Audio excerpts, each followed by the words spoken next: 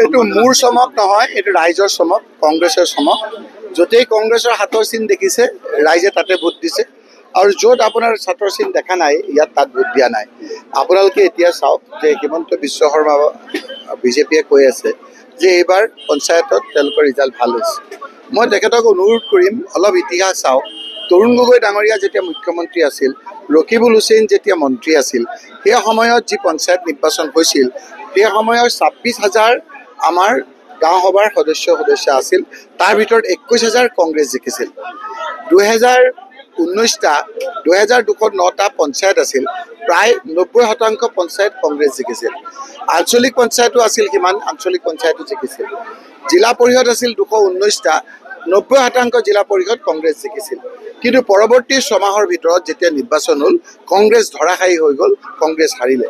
Party in power, BJP power থকা অৱস্থাত হিমন্ত বিশ্ব শৰ্মাৰ দাবী ধমকি বিভিন্ন প্ৰশাসনক লগাই যিদৰে এক পৰিস্থিতিৰ সৃষ্টি কৰিছিল, সেই সময়ত তেওঁ যিদৰে ৰিজাল্ট ভাবিছিল সেইটো হোৱা নাই, আৰু সেইকাৰণে তেওঁ এতিয়া বিভিন্ন প্ৰকাৰে গৌৰৱ গগৈৰ ভোটে তেওঁক খেদি ফুৰিছে। তেওঁ এতিয়া বোলে ৰাতি উৎসৱ খাই যায়, গৌৰৱ গগৈ বুলি বিচৰাৰ পৰা নামি বোলে দৌৰাদৌৰি কৰে বুলি শুনিছোঁ।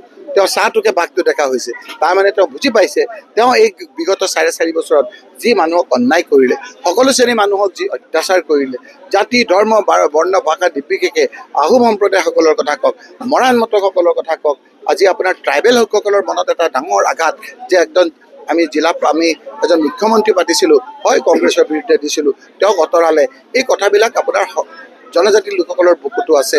আজি বঙালী হিন্দু মানুহখিনিও ভাবিছে যে আমাৰ উপযুক্ত প্ৰতিনিধি নাই, যাকে তই তুমি তামাক কৈ যিদৰে মানুহক ব্যৱহাৰ কৰে, ডাঙৰ সৰু নাই যিদৰে আপোনাৰ ব্যৱহাৰ কৰে, শিক্ষক নাই,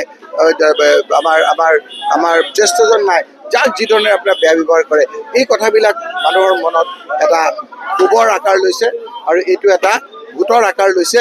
এই কথাবিলাক হিমন্ত বিশ্ব শৰ্মাই আজি বুজি পাইছে, মাননীয় মুখ্যমন্ত্ৰী ডাঙৰীয়াই, আৰু সেইকাৰণে হিমন্ত বিশ্ব শৰ্মাই এতিয়া কংগ্ৰেছৰ চাহটোকে বাঘটো দেখা হৈছে, আৰু বিভিন্ন প্ৰকাৰৰ উন্নয়নৰ কথা ক'ব লাগে। তেওঁ মানুহৰ ওচৰত আহি ক'ব লাগিছিল যে আমি ২ কোটি চাকৰিৰ কথা কৈছিলোঁ, আমি ২ কোটি চাকৰি দিলোঁ।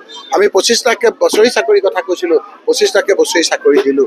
আমি যিবিলাক প্ৰতিশ্ৰুতি দিছিলোঁ সেই প্ৰতিশ্ৰুতিবিলাক আমি পালন কৰিলোঁ। সেইবিলাক কথা তেওঁ একাষৰীয়া কৰি যিদৰে এতিয়া ইয়াত এটা ধুঁৱলি কুঁৱলী পৰিৱেশৰ সৃষ্টি কৰিবলৈ বিচাৰিছে, ৰাইজৰ চকুত ধৰা পৰিছে, হিমন্ত বিশ্ব শৰ্মা ডাঙৰীয়াৰ চকুতো ধৰা পৰিছে। তেওঁ ইণ্টেলিজেন্সে খবৰ দিছে যে য'ত উজনিত কংগ্ৰেছে মাত্ৰ জিলা পৰিষদত ক'ৰবাত ১,০০০, ক'ৰবাত ৫০০ ভোটত হাৰিছে, ক'ৰবাত আপোনাৰ ৭০টা ৮০টা ভোটত গাঁও সভাৰ সদস্য হাৰিছে, আৰু আমাৰ আঞ্চলিক পঞ্চায়ততো মাত্ৰ কেইটামান ভোটত হাৰিছে। তাৰমানে যে নিৰপেক্ষভাৱে যেতিয়া নিৰ্বাচন হ'ব, তেতিয়া তেওঁ যে ধৰাশায়ী হৈ যাব বিজেপি তেওঁৰ নেতৃত্বত থাকিলে, সেই কথাটো আমাতকৈ ইণ্টেলিজেন্সৰ যোগেদি হিমন্ত বিশ্ব শৰ্মাই ডাঙৰীয়াই ভালকৈ বুজি পাইছে। সেইকাৰণে গৌৰৱ গগৈয়ে হওক বা কংগ্ৰেছেই হওক চাহটো বাঘটো দেখা।